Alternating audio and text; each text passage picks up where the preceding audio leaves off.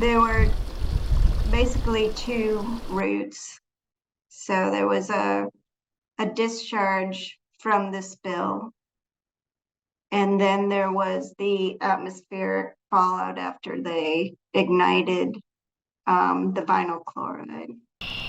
So you had the discharge of some of the chemicals going right in, and from what I understand, that was vinyl chloride, and that, as you may know, that has a half-life of a couple days.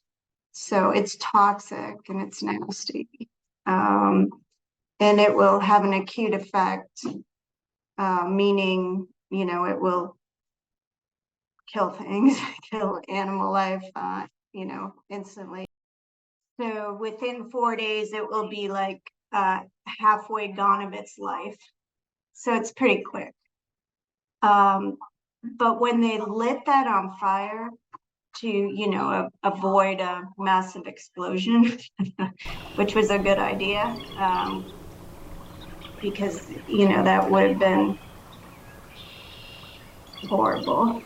It created this gas, which created other chemicals.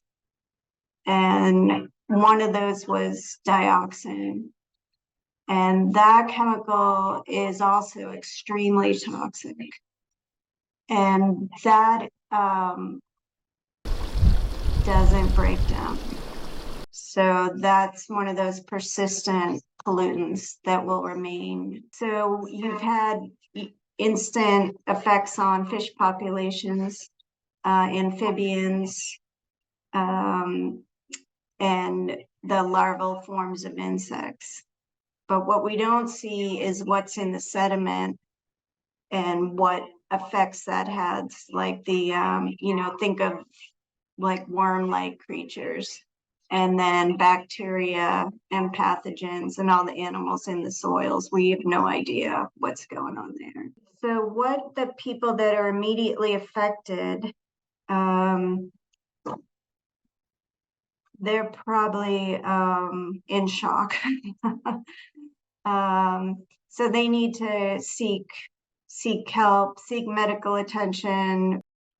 They'll need to express their needs, such as,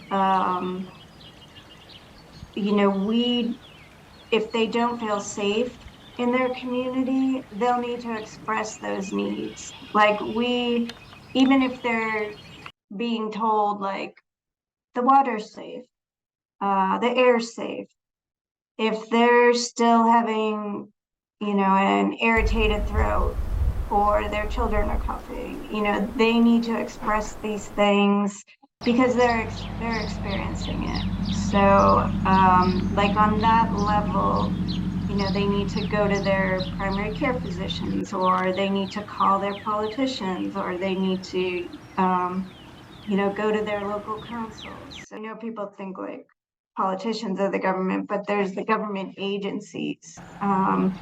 So they're really there to respond to, the human health aspects. Are people safe? Are you monitoring the air?